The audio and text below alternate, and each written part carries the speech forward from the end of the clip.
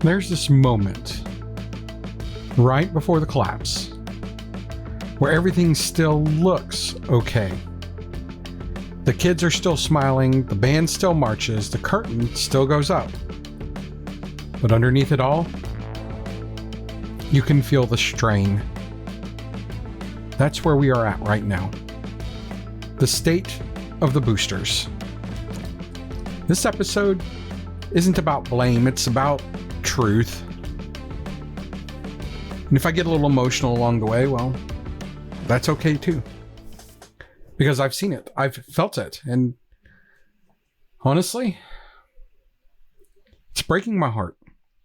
I had a friend not too long ago tell me that everything I'm putting out there is just doom and gloom. Everything's so sad. I need to celebrate the victories. I need to lift people up more. And I told her, hey, get that. And one day you'll see where this message lands. But right now, this is what the people need. We need the wake-up call. We need the reality check. Even if we don't want it. Because let's be real. Nobody wants these kinds of reality checks. Nobody wants someone like me coming out and calling them to the carpet and letting them know that everything they're doing is absolutely wrong. Nobody signed up for that when they joined the booster organization. But here's the deal. It's affecting the kids. And that's why I'm starting this. That's why this is happening. This isn't doom and gloom. I'm not here to depress you. I'm here to point out a flaw so that we can stop feeling like we're getting drugged through the mud. So we can stop feeling so exhausted from all of the stuff that's going on. But here's the bottom line. You never see it coming. You don't. It's never one big explosion. It's 1,000 tiny little fractures along the way. The treasurer resigns mid-season. The president starts dodging emails. The director stops coming to meetings. And before you know it, the foundation that used to hold everything up is now paper thin. Recently, I talked to a parent. And before we even had any real exchange, her voice was shaking. Like before I even really said hello and introduced who I was, you could hear the fear. And it wasn't because she had done anything wrong, but because she dared to ask questions. She just wanted to understand what was happening inside of her own program. And you know what she said to me? She said, I'm scared. I'm scared that even making this call will get back to someone. Think about that. A parent calling for help, calling a stranger, afraid to speak up in an organization meant to serve their own children. That's not fine arts. That's dysfunction dressed in spirit wear. And I can't just sit here and pretend that this is okay.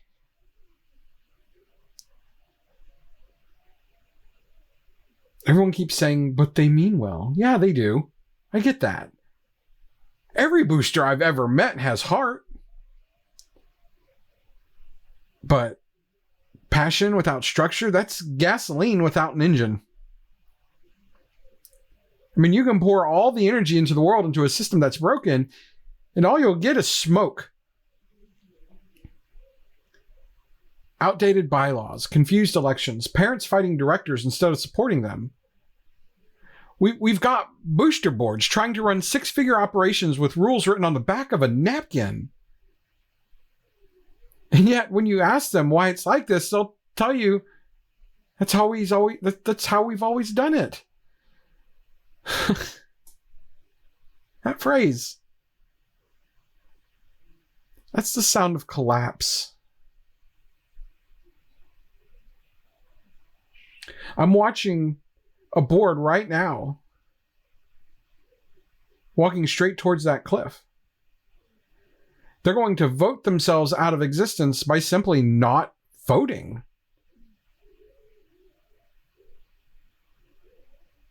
I had a conversation with the treasurer who was in tears because no one was helping her. She was managing the finances for a multiple six-figure sized booster organization all by herself. There were so many red flags there because of that. I have no reason to believe she was doing anything wrong, but I do believe that she absolutely needs some help. She needs some of her own accountability. I'm in conversation with an organization right now that's having real difficulty clarifying roles and structure. Everyone's stepping all over everyone's toes. People are accusing others of everything. And there's talks of favoritism when there literally is none. I could literally speak for hours about the dysfunction that I'm encountering. And here's the thing, it doesn't have to be that way. These are all fixable things if people would just step back and lean on their procedures that are already in place. But I want you to understand something. I'm not mad at them. I'm heartbroken for them. Because these are good people trying to build something beautiful. The only problem is, no one ever taught them how. I mean, there are nights when I sit here after a discovery call and I just stare. I think about the mom who's been screamed at in a meeting. The director who told me I don't even trust my own boosters anymore. The kid who told me my mom quit volunteering because the adults were always fighting. And I can't help every one of them and kind of want to, but I can't. I can't reach the ones who refuse to see that the system is the problem. I can't help the ones who think that they're protecting the program by keeping it broken. And that hurts because I'm not a hero. I'm just a helper. And sometimes the helpers get tired too.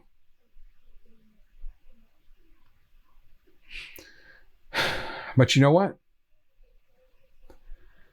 The reason I keep showing up is because every once in a while, a light breaks through.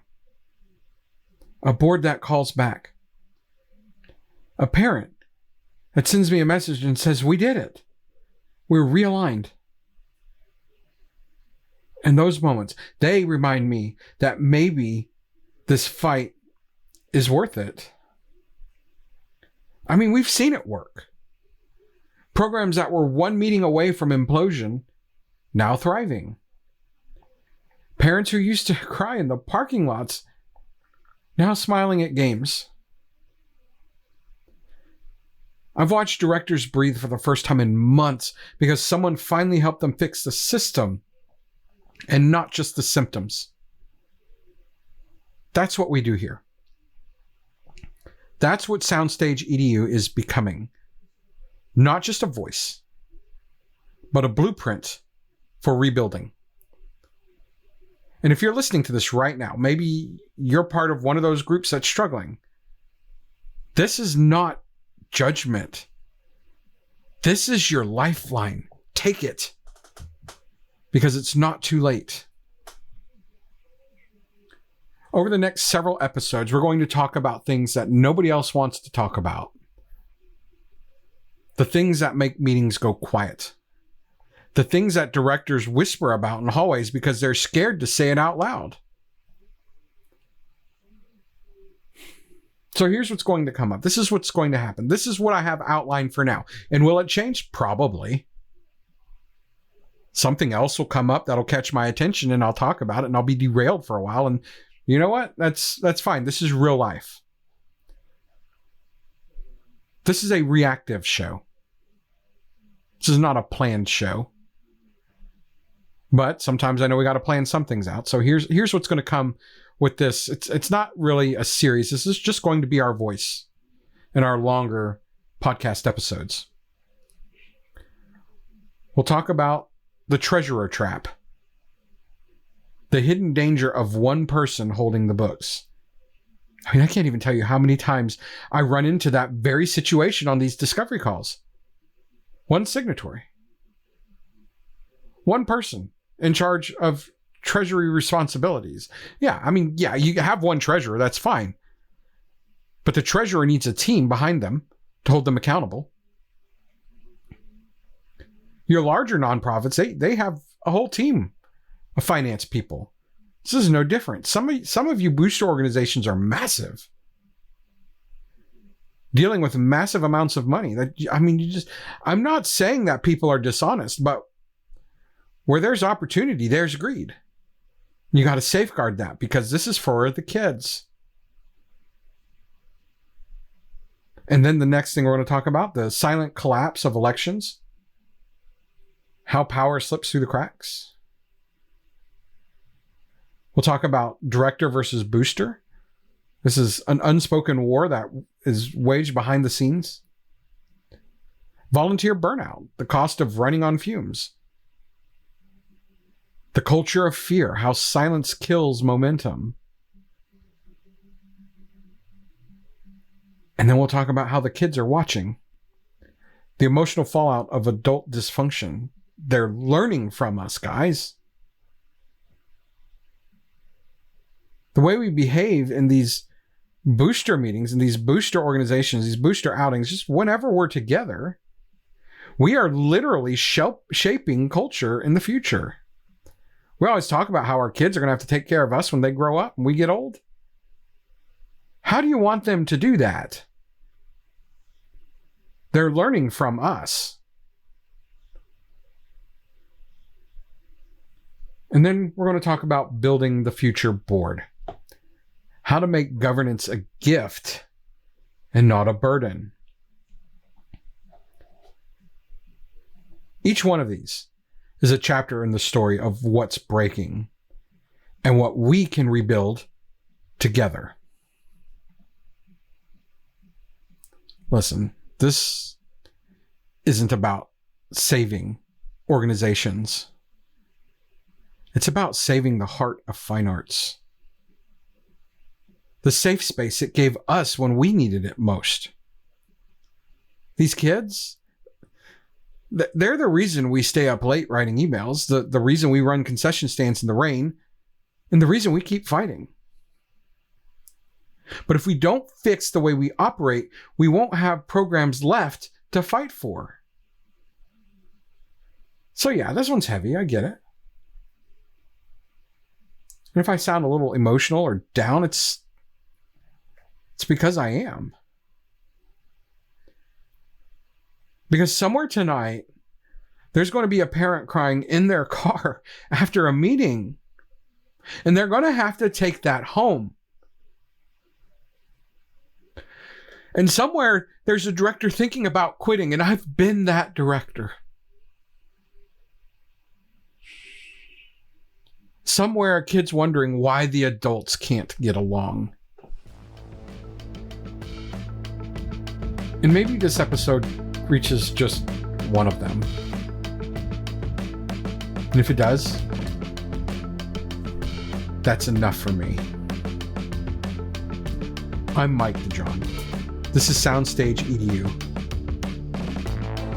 And this is what happens when helpers decide to rebuild.